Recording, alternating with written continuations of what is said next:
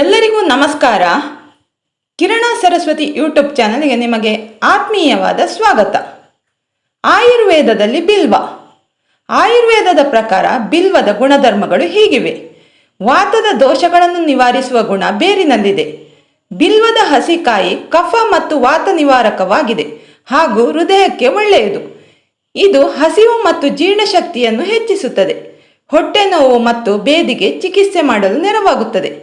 ಪಕ್ವವಾದ ಬಿಲ್ವದ ಹಣ್ಣು ವಾತ ಪಿತ್ತವನ್ನು ಹೆಚ್ಚಿಸುತ್ತದೆ, ಕಫವನ್ನು ಕಡಿಮೆ ಮಾಡುತ್ತದೆ, ಅಜೀರ್ಣ ಮತ್ತು ಹೊಟ್ಟೆ ನೋವಿಗೆ ಮದ್ದಾಗಿ ಬಳಕೆಯಾಗುತ್ತದೆ.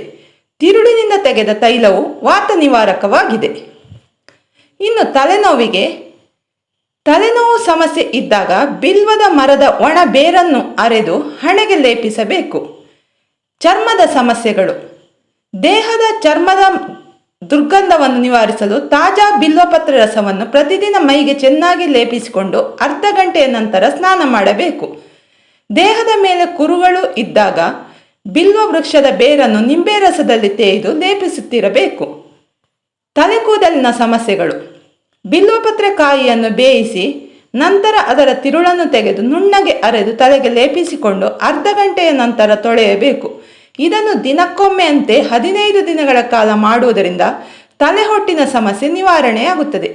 ತಲೆ ಸ್ನಾನವನ್ನು ಮಾಡುವ ಅರ್ಧ ಗಂಟೆಯ ಮೊದಲು ಬಿಲ್ವಪತ್ರೆ ಎಲೆಯನ್ನು ಅರೆದು ತಲೆಗೆ ಲೇಪಿಸಿಕೊಳ್ಳಬೇಕು. ಇದರಿಂದ ತಲೆಹೊಟ್ಟು ನಿವಾರಣೆಯಾಗುತ್ತದೆ, ಅಲ್ಲದೆ ಅಕಾಲ ನೆರೆ ಕೂದಲು ಸಮಸ್ಯೆ ನಿವಾರಣೆಯಾಗುತ್ತದೆ. ಇನ್ನು ಮಾನಸಿಕ ಸಮಸ್ಯೆಗಳು. ನಿದ್ರಾಹೀನತೆಯಿಂದ ಬಳಲುತ್ತಿರುವವರು ಬಿಲ್ವದ ಎಲೆಯನ್ನು ನೀರು ಸೇರಿಸದೆ ಅರೆದು ಹಣೆಗೆ ಲೇಪಿಸಿಕೊಳ್ಳಬೇಕು. ಇದರಿಂದ ಒಳ್ಳೆಯ ನಿದ್ದೆ ಬರುತ್ತದೆ, ನಿಶ್ಶಕ್ತಿ ದೂರವಾಗುತ್ತದೆ. ಬಿಲ್ವಪತ್ರೆ ರಸವನ್ನು ಪ್ರತಿದಿನ 2 ರಿಂದ 3 ಚಮಚ ಸೇವಿಸುತ್ತಿದ್ದರೆ ನಿಶ್ಶಕ್ತಿ ದೂರವಾಗುತ್ತದೆ. ನಿಶ್ಶಕ್ತಿ ಆಯಾಸದಿಂದ ಬಳಲುತ್ತಿರುವವರು ದಿನಗಳಲ್ಲಿ 3 ಬಾರಿ ದಶಮೂಲಾರಿಷ್ಟವನ್ನು 2 ಚಮಚದಂತೆ ಸೇವಿಸಬೇಕು. ಇನ್ನು ಕಣ್ಣಿನ ಸಮಸ್ಯೆಗಳು. ಕಣ್ಣಿನಲ್ಲಿ ಉರಿ ತುರಿಕೆ ಇದ್ದಾಗ ಬಿಲ್ವಪತ್ರೆಯನ್ನು ನುಣ್ಣಗೆ ಅರೆದು ಕಣ್ಣಿನ ಮೇಲೆ ಲೇಪಿಸಿಕೊಳ್ಳಬೇಕು. ಕಣ್ಣಿನ ಸೋಂಕು ಇದ್ದಾಗ ಅಥವಾ ಕಣ್ಣು ಕೆಂಪಾದಾಗ ಮಾಡಬಹುದಾದ ಚಿಕಿತ್ಸೆ ಇದು. ಬಿಲ್ವದ ಎಳೆಯ ಎಲೆಯನ್ನು ಸಂಗ್ರಹಿಸಿ ಮಣ್ಣಿನ ಕುಡಿಕೆ ಹಾಕಿ ಹುರಿಯಬೇಕು. ಅದು ಸ್ವಲ್ಪ ಬಿಸಿ ಇರುವಾಗಲೇ ಒಂದು ಬಟ್ಟೆಯಲ್ಲಿ ಹಾಕಿ ಕಣ್ಣಿನ ಮೇಲಿಡಬೇಕು. ಸ್ವಲ್ಪ ನೀರಿನಲ್ಲಿ ಬಿಲ್ವದ ಹೂವನ್ನು ನೆನೆಸಿಟ್ಟು ನಂತರ ಶೋಧಿಸಿ ಆ ನೀರಿನಿಂದ ಕಣ್ಣುಗಳನ್ನು ತೊಳೆದುಕೊಳ್ಳುತ್ತಿದ್ದರೆ ಕಣ್ಣಿನ ಆರೋಗ್ಯ ಚೆನ್ನಾಗಿರುತ್ತದೆ. ಇನ್ನು ಬಾಯಿಯ ಸಮಸ್ಯೆಗಳು. ಬಾಯಿಯಲ್ಲಿ ಹುಣ್ಣಾಗಿದ್ದಾಗ ಬಿಲ್ವಪತ್ರೆ ಹಣ್ಣಿನ ತಿರುಳಿಗೆ ಸ್ವಲ್ಪ ಬೆಲ್ಲ ಸೇರಿಸಿ ದಿನದಲ್ಲಿ 1 ಬಾರಿ ಸೇವಿಸಬೇಕು. ಅಜೀರ್ಣ ಸಮಸ್ಯೆಯಿಂದ ಅಥವಾ ಹೊಟ್ಟೆ ಹುಣ್ಣಿನ ಸಮಸ್ಯೆಯಿಂದ ವಾಂತಿ ಆಗುತ್ತಿದ್ದರೆ 2 ಚಮಚ ಬಿಲ್ವಪತ್ರೆ ರಸಕ್ಕೆ 1 ಚಮಚ ಜೇನುತುಪ್ಪ ಸೇರಿಸಿ ದಿನದಲ್ಲಿ 3 ರಿಂದ 4 ಬಾರಿ ನೆಕ್ಕುತ್ತಿರಬೇಕು. ಬಿಲ್ವ ಫಲದ ಸಿಪ್ಪೆಯನ್ನು ಅರೆದು ಜೇನುತುಪ್ಪದಲ್ಲಿ ಸೇರಿಸಿ ಸೇವಿಸುತ್ತಿದ್ದರೆ ವಾಕರಿಕೆ ನಿಲ್ಲುತ್ತದೆ. ಇನ್ನು ಮೂಗಿನ ಸಮಸ್ಯೆಗಳು. ನೆಗಡಿ ಇದ್ದಾಗ ಬಿಲ್ವಪತ್ರೆ ಎಲೆಯ ರಸವನ್ನು ಸ್ವಲ್ಪ ನೀರಿಗೆ ಬೆರೆಸಿ ಈ ನೀರನ್ನು ಮೂಗಿಗೆ ಹನಿಸಬೇಕು. ಇನ್ನು ಕ್ಷಯರೋಗದಿಂದ ಬಳಲುತ್ತಿರುವವರು 40 ದಿನಗಳವರೆಗೂ ಊಟದ ನಂತರ ಬಿಲ್ವದ ಹಣ್ಣಿಗೆ ಸ್ವಲ್ಪ ಸಕ್ಕರೆ ಮತ್ತು ಜೇನುತುಪ್ಪ ಸೇರಿಸಿ ತಿನ್ನಬೇಕು. ನೆಗಡಿಯಾದಾಗ ಬಿಲ್ವಪತ್ರೆಯ ರಸವನ್ನು ಸ್ವಲ್ಪ ಸ್ವಲ್ಪ ಕುಡಿಯುತ್ತಿದ್ದರೆ ಪ್ರಯೋಜನವಾಗುತ್ತದೆ. ಆಸ್ತಮಾ ಸಮಸ್ಯೆಯಿಂದ ಬಳಲುತ್ತಿರುವವರು ಪ್ರತಿದಿನ ಮುಂಜಾನೆ ಎದ್ದ ಕೂಡಲೇ 1 ಬಿಲ್ವದ ಎಲೆಯನ್ನು 2-3 ಕಾಳುಮೆಣಸಿನೊಂದಿಗೆ ಬಾಯಿಗೆ ಹಾಕಿಕೊಂಡು ಚೆನ್ನಾಗಿ ಅಗಿದು ತಿನ್ನಬೇಕು. ಇದನ್ನು 30 ರಿಂದ 40 ದಿನಗಳ ಕಾಲ ಮಾಡಬೇಕು. ಇನ್ನು ಹೃದಯದ ಸಮಸ್ಯೆಗಳಿಗೆ. ಆಗಾಗ ಹೃದಯ ಬಡಿತ ತಪ್ಪುವ ಸಮಸ್ಯೆ ಇರುವವರು ಬಿಲ್ವ ಮರದ ಬೇರಿನ ತೊಗಟೆಯ ಕಷಾಯವನ್ನು ಕುಡಿಯುತ್ತಿರಬೇಕು. ಬಿಲ್ವದ ಎಲೆಗಳನ್ನು ಚೆನ್ನಾಗಿ ಒಣಗಿಸಿ ಚೂರ್ಣ ಮಾಡಿ ಸಂಗ್ರಹಿಸಬೇಕು.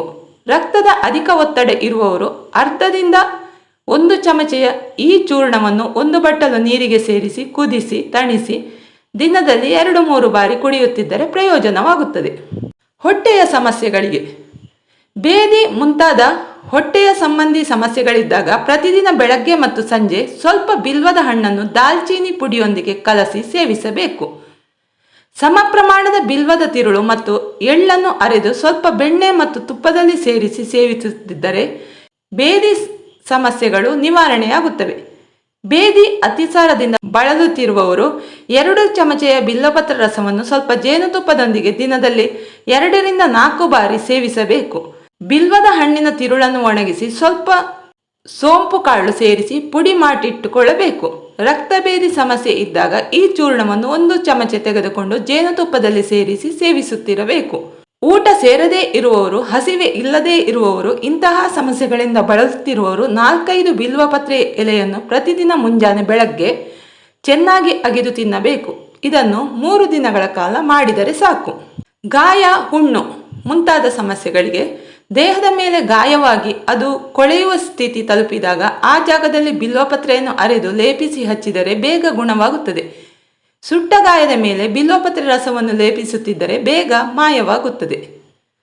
ನೋವು ಮತ್ತು ಬಾವು ಊತಗಳಿಗೆ ಕಾಲು ಅಥವಾ ದೇಹದ ಬೇರಾವುದೇ ಭಾಗದಲ್ಲಿ ಊತ ಇದ್ದಾಗ ಬಿಲ್ವಪತ್ರೆ ರಸಕ್ಕೆ ಕಾಳುಮೆಣಸಿನ ಪುಡಿ ಸೇರಿಸಿ ಕುಡಿಯುತ್ತಿದ್ದರೆ ಪ್ರಯೋಜನವಾಗುತ್ತದೆ. ಮೈಕೈ ನೋವು ಸಮಸ್ಯೆಯಿಂದ ಬಳಲುತ್ತಿರುವವರು ಬಿಲ್ವಪತ್ರೆ ಎಲೆ, ಬೇವಿನ ಎಲೆ ಮತ್ತು ಹರಳಗಿಡದ ಎಲೆಯನ್ನು ನೀರಿಗೆ ಸೇರಿಸಿ ಕುದಿಸಿ ಆ ನೀರನ್ನು ಸ್ನಾನದ ನೀರಿಗೆ ಮಿಶ್ರ ಮಾಡಿ ಪ್ರತಿದಿನ ಸ್ನಾನ ಮಾಡಬೇಕು. ಬಿಲ್ವದ ತಿರುಳಿಗೆ ಸಾಸಿವೆ ಎಣ್ಣೆ ಸೇರಿಸಿ ಕಲಸಿ ಬಿಸಿ ಮಾಡಿ ಊತ, ಬಾವು ಇರುವಲ್ಲಿ ಇಟ್ಟರೆ ಪ್ರಯೋಜನವಾಗುತ್ತದೆ.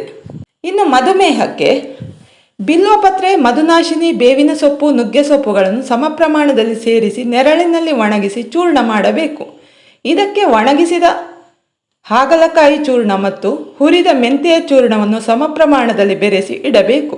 ಈ ಚೂರ್ಣವನ್ನು ಮಧುಮೇಹ ಸಮಸ್ಯೆ ಇರುವವರು 1 ಸಲಕ್ಕೆ 3 ಚಮಚೆಯಂತೆ ದಿನಕ್ಕೆ 3 ಬಾರಿ ನೀರಿನೊಂದಿಗೆ ಸೇವಿಸುತ್ತಿರಬೇಕು. ಇದರಿಂದ ಮಧುಮೇಹ ಸಮಸ್ಯೆ ಇರುವವರಿಗೆ ಉತ್ತಮ ಪ್ರಯೋಜನ ಕಂಡುಕೊಳ್ಳಬಹುದು. ಪ್ರತಿದಿನ 1 ಚಮಚೆ ಚೂರ್ಣವನ್ನು ಬಿಸಿ ನೀರಿನಲ್ಲಿ ಸೇರಿಸಿ ಕುಡಿಯಬೇಕು. ಇದನ್ನು 3 ತಿಂಗಳುಗಳ ಕಾಲ ಮಾಡಬೇಕು. ಇದರಿಂದ ಮಧುಮೇಹ ಸಮಸ್ಯೆ ಇರುವವರಿಗೆ ಉತ್ತಮ ಪ್ರಯೋಜನವಾಗುತ್ತದೆ. ಇನ್ನು ಮಕ್ಕಳಿಗೆ, ಸಣ್ಣ ಮಕ್ಕಳಲ್ಲಿ ಹಲ್ಲು ಮೂಡುವ ಸಮಯದಲ್ಲಿ ಉಂಟಾಗುವ ಬೇದಿಯನ್ನು ತಡೆಗಟ್ಟಲು ಹೀಗೆ ಮಾಡಬೇಕು. 4 ಚಮಚೆ ಬಿಲ್ವ ಹಣ್ಣಿನ ತಿರುಳನ್ನು 1 ಲೋಟ ನೀರಿಗೆ ಬೆರೆಸಿ ನಿಧಾನವಾಗಿ ಕುದಿಸಬೇಕು. ಇದು 1/4 ಲೋಟವಾದಾಗ ತಣಿಸಿ ಶೋಧಿಸಿ 1 ಚಮಚೆ ಜೇನುತುಪ್ಪ ಸೇರಿಸಿ 3 ಪಾಲು ಮಾಡಿ 1 ದಿನದಲ್ಲಿ ಕುಡಿಸಬೇಕು. ಬಿಲ್ವಪತ್ರೆಯ ಎಲೆಯನ್ನು ನೆರಳಿನಲ್ಲಿ ಒಣಗಿಸಿ ನಂತರ ಹುರಿದು ಚೂರ್ಣ ಮಾಡಬೇಕು. ಅರ್ಧ ಚಮಚೆ ಜೇನುತುಪ್ಪದಲ್ಲಿ ಈ ಚೂರ್ಣವನ್ನು 4 ಚಮಚೆ ಕಲಸಿ ಮಕ್ಕಳಿಗೆ ಕೊಟ್ಟರೆ ಶೀತ, ಕೆಮ್ಮು, ಗಂಟಲು ನೋವು ನಿವಾರಣೆಯಾಗುತ್ತದೆ. ಜ್ವರದ ಸಮಸ್ಯೆಗೆ ಯಾವುದೇ ಬಗೆಯ ಜ್ವರವಿದ್ದರೂ ಬಿಲ್ವಪತ್ರೆಯ ರಸವನ್ನು ಸ್ವಲ್ಪ ಸ್ವಲ್ಪ ಕುಡಿಯುತ್ತಿದ್ದರೆ ಪ್ರಯೋಜನವಾಗುತ್ತದೆ. ಆಗಾಗ ಕಾಡುವ ಜ್ವರದಿಂದ ಬಳಲುತ್ತಿರುವವರು ಬಿಲ್ವದ ತೊಗಟೆಯ ಕಷಾಯವನ್ನು ದಿನದಲ್ಲಿ 3 ಬಾರಿ 4 ಚಮಚೆಯಂತೆ 1 ವಾರದವರೆಗೆ ಸೇವಿಸಬೇಕು. ಮಲೇರಿಯಾ ಸಮಸ್ಯೆ ಇದ್ದಾಗ ಬಿಲ್ವದ ಬೇರಿನ ತೊಗಟೆಯ ಕಷಾಯವನ್ನು ಮಾಡಿ ಕುಡಿಯುತ್ತಿರಬೇಕು. ಸಾಮಾನ್ಯ ಬಗೆಯ ಜ್ವರದಲ್ಲಿ ಬಿಲ್ವದ ಬೇರಿನ ಕಷಾಯವನ್ನು ಕೊತ್ತಂಬರಿ ಪುಡಿಯೊಂದಿಗೆ ಸೇವಿಸುತ್ತಿದ್ದರೆ ಉತ್ತಮ ಪ್ರಯೋಜನ ಪಡೆಯಬಹುದು. ಈ ಎಲ್ಲ ಮಾಹಿತಿಗಳು ನಿಮಗೆ ಇಷ್ಟವಾದರೆ ವಿಡಿಯೋವನ್ನು ಲೈಕ್ ಮಾಡಿ, ಶೇರ್ ಮಾಡಿ ಮತ್ತು ಕಮೆಂಟ್ ಮಾಡಿ. ನೀವಿನ್ನೂ ನಮ್ಮ ಚಾನಲನ್ನು ಸಬ್ಸ್ಕ್ರೈಬ್ ಮಾಡಿಲ್ಲ ಎಂದಾದರೆ ದಯವಿಟ್ಟು ಸಬ್ಸ್ಕ್ರೈಬ್ ಮಾಡಿ ಬೆಂಬಲ ನೀಡಿ. ಧನ್ಯವಾದಗಳು.